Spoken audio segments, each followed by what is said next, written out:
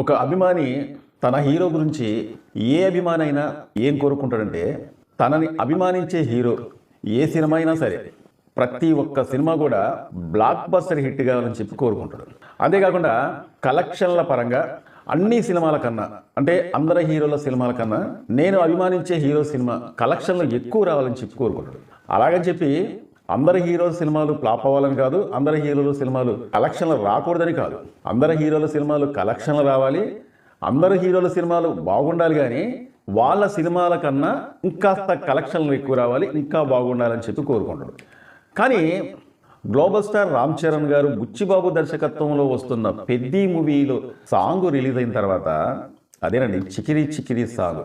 నాకు తెలిసినంత వరకు ఆ హీరో అభిమాని ఈ హీరో అభిమాని అంటే ఏమీ లేదు. ప్రతి ఒక్క హీరోలకు సంబంధించిన అభిమానులు కూడా ఈ పాటకి ఆకర్షితులైపోయారు. ఆ రాష్ట్రం ఈ రాష్ట్రం అంటూ ఏమీ లేదు, ఆ భాష ఈ భాష అంటూ ఏమీ లేదు.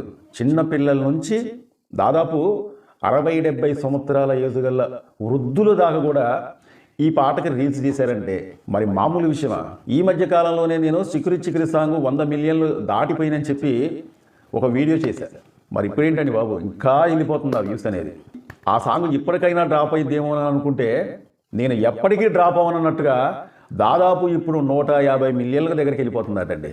150 మిలియన్లు అంటే ఇంకా రికార్డ్ అనేది ఇంకా ఎప్పుడైనా ఎవరైనా బద్దలు కొడతారా లేదా అనే ఒక డౌట్ అనేది క్రియేట్ అవుతుందండి ఇక్కడ. అయితే మనం ఒకసారి చిరంజీవి గారి సినిమా గురించి మనం మాట్లాడుకునేటట్లయితే ఖైదీ నెంబర్ 150 ఈ సినిమాలో ఒక సాంగ్ ఉండేదండి. అంటే వీళ్ళిద్దరు తండ్రి కొడుకులు ఆ సాంగ్లో ఇద్దరు కలిసి డాన్స్ చేశారు. అమ్మడు లెస్టు కుమ్ముడు అని. అమ్మడు లెస్టు కుమ్ముడు అనే సాంగ్కి దాదాపు 109 మిలియన్ల దాకా వ్యూస్ వచ్చిందనమాట. ఆ సాంగ్కి దాదాపు 109 మిలియన్లు వ్యూస్ వచ్చిందంటే పెద్ద రికార్డు అనుకున్నాం. 109 మిలియన్లు అంటే ఇంకా ఎవరు కూడా బ్రేక్ చేయలేమనుకున్నాం. కానీ ఆ సాంగ్లో రామ్ చరణ్ గారు చిరంజీవి గారు పోటీ పడి ఆ సాంగ్కి డాన్స్ చేశారనమాట. ఆ సాంగ్ని బీట్అవుట్ చేసి ఇప్పుడు చికిరి చికిరి సాంగ్ అనేది ఖండాంతరాలు దాటి చైనా వాళ్ళు ఏంటి, అమెరికా వాళ్ళు ఏంటి, ఇండియా వాళ్ళు ఏంటి, ఏ దేశంలోనైనా కానీ ఈ చికిరి చికిరి సాంగ్ అనేది వాళ్ళ భాషలలో డబ్ చేసుకొని దాదాపు 150 మిలియన్ల దాకా చేరుకుంటుందంటే ఇది కదా రికార్డ్ అంటే. ఇక్కడ ముఖ్యంగా రామ్ చరణ్ గారి గురించి పెద్ది గురించి మీకు ఒక విషయం చెప్పాలండి. అదేంటంటే రామ్ చరణ్ గారికి నాకు తెలిసి అతను ఏ పాత్రలోనైనా పరకాయ ప్రవేశం చేస్తానని చెప్పి ఇంతకుముందు కొన్ని వీడియోలో చెప్పాను నేను. ఎందుకంటే అతను రెండో సినిమాతోనే అంటే మగధీర సినిమాతోనే అతని టాలెంట్ అనేది ప్రపంచానికే చూపించిందనమాట. అరే ఈ కొత్తగా వచ్చిన కుర్రోడు ఏమి యాక్టింగ్ చేస్తలే, ఎంతో అనుభవం వస్తే తప్ప ప్రేక్షకుల్ని ఆదరించడేమోలే అన్నట్టుగా నాకు అనుమానం వచ్చింది. చాలా మంది కూడా అదే విధంగా అనుకున్నారు. కానీ అతను ఏంటనేది ఆ రెండో సినిమాతోనే చూపించిందండి. గొప్ప యాక్టింగ్ చేసి అప్పుడు ఒక్కొక్కరికి ఏమనిపించిందంటే ఇది కదా తండ్రికి తగ్గ తనయుడు అని ఆ విధంగా అనిపించింది అనమాట ప్రతి ఒక్కరికి. తర్వాత రామ్ చరణ్ గారికి చాలా ఒడిదుడుకులు వచ్చాయి. అంటే ఎన్నో సినిమాలలో అతను చేసిండు కానీ మళ్ళీ అంత గుర్తింపు అనేది రాలేదు. మళ్ళీ కొన్ని సంవత్సరాల తర్వాత రంగస్థలం సినిమా తీసి అతని నట విశ్వరూపం చూపించిందండి. ఒక చెవిటోటి పాత్రలో పల్లెటూరి నేపథ్యంలో నడిచిన ఆ సినిమాతోనే అతని యాక్టింగ్ను చూసారా, ప్రతి ఒక్కరిని కూడా కుర్జీ నుంచి లెగిస్తే జస్ట్ ఒక 2 నిమిషాలు మనం బయటికి వెళ్ళి వస్తే ఏ సీన్ అన్నా మిస్ అయిపోయిందేమని చెప్పి కుర్జీలకు అలాగే అతుక్కొని ఆ సినిమా మొత్తం చూశారనమాట. తర్వాత వచ్చిన త్రిబుల్ సినిమా రాజమౌళి గారి దర్శకత్వంలో రెండో సినిమా జూనియర్ ఎన్టీఆర్ గారు అలాగే రామ్ చరణ్ గారు వీళ్ళిద్దరు కలిసి పోటాపోటీగా నువ్వా నేనా అన్నట్టుగా ఈ ఇద్దరు కలిసి ఆ సినిమా చేసిన తర్వాత ఇటు జూనియర్ ఎన్టీఆర్ గారి యాక్టింగ్ అయితేనే ఇటు గ్లోబల్ స్టార్ రామ్ చరణ్ గారి యాక్టింగ్ అయితేనే సినిమా మాత్రం ప్రతి ఒక్కరిని కూడా ఆకట్టుకుందనమాట. అందులో రాజమౌళి గారి దర్శకత్వంలో ప్రతి ఒక్క పాత్రని శిల్పిలాగా చెక్కిందనమాట. తర్వాత ఈ సినిమా ఎన్ని రికార్డులు బ్రేక్ చేసిందో, ఎన్ని రికార్డులు సృష్టించిందో, ఎంత కలెక్షన్ చేసిందో అన్న సంగతి ప్రతి ఒక్కరికి తెలిసిన విషయం.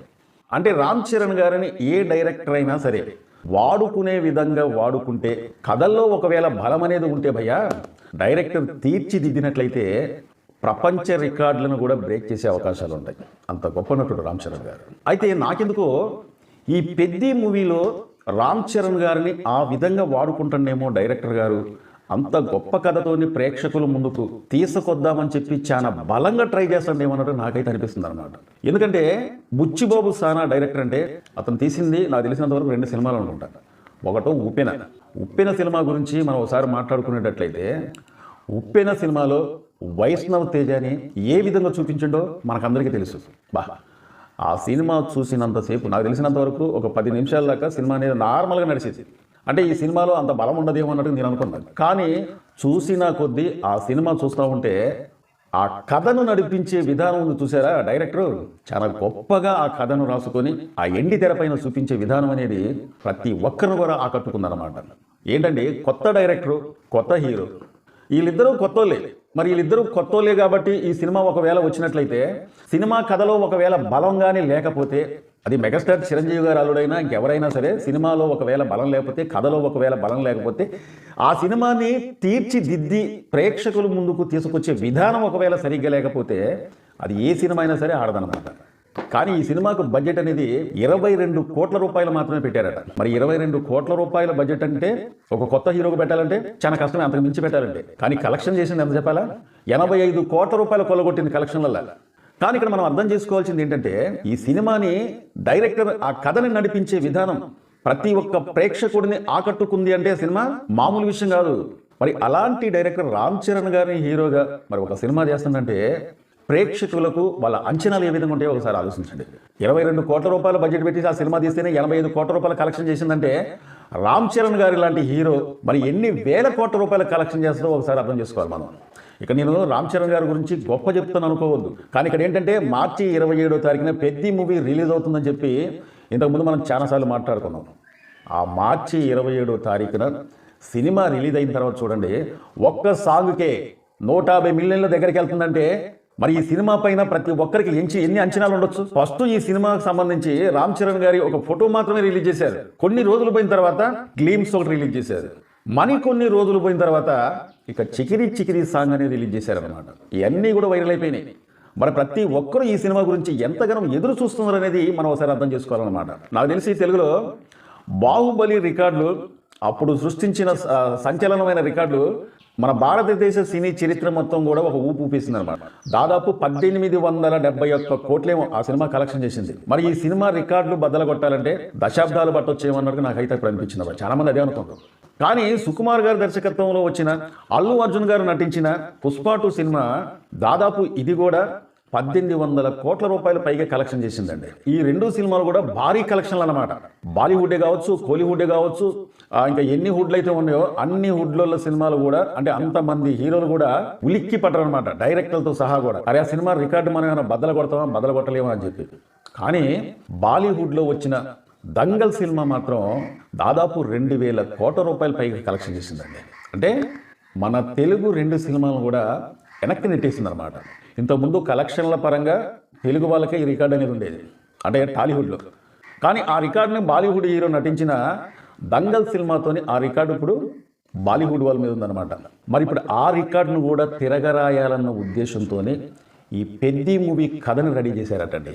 మరి ఈ కథను రెడీ చేసిన తర్వాత ఎవరితోని ఈ సినిమా తీస్తే బాగుండదని చెప్పేసి ఈ కథ రాసుకుంది సుకుమార్ గారు శిష్యుడే ఈ బుచ్చిబాబు గారు.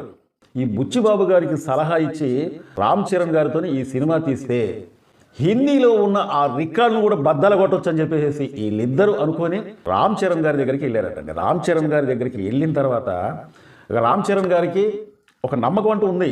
ఎందుకంటే సుకుమార్ గారు ఎంత పెద్ద డైరెక్టర్ అన్న సంగతి తెలుసు. అంతేకాకుండా ఉప్పెన సినిమాతోని ఒక చిన్న కొత్త హీరోని పెట్టుకొని దాదాపు 22 కోట్ల రూపాయల బడ్జెట్తోని 85 కోట్ల రూపాయలు సంపాదించి పెట్టిన డైరెక్టర్ బుచ్చిబాబు గారు. మరి ఇలాంటి హెమాహెమే డైరెక్టర్లే ఈ కథ వెనకాల ఉన్న తర్వాత ఇక వెనక ముందు ఏం ఆలోచించలేదట, ఓకే అని చెప్పేసిందట. ఇలా టార్గెట్ ఏంటంటే ఎట్లయినా ఆ రికార్డును బద్దలు కొట్టి, ఇది దంగల్ రికార్డును బద్దలు కొట్టి 2000 కోట్ల రూపాయలు పైగా కలెక్షన్లు సంపాదించి రికార్డు బ్రేక్ చేయాలన్నదే ఈ టీం టార్గెట్ అన్నట్టుగా తెలుస్తుందండి.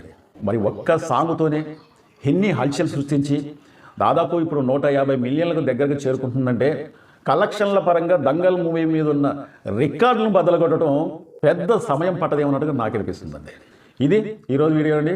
కొత్తగా ఎవరైనా చూస్తున్నట్లయితే మా వీడియో నచ్చితే సబ్స్క్రైబ్ చేసుకోకుండా మర్చిపోకండి. మీరు సబ్స్క్రైబ్ చేసుకుంటే మమ్మల్ని ఎంకరేజ్ చేసినట్లు లెక్క.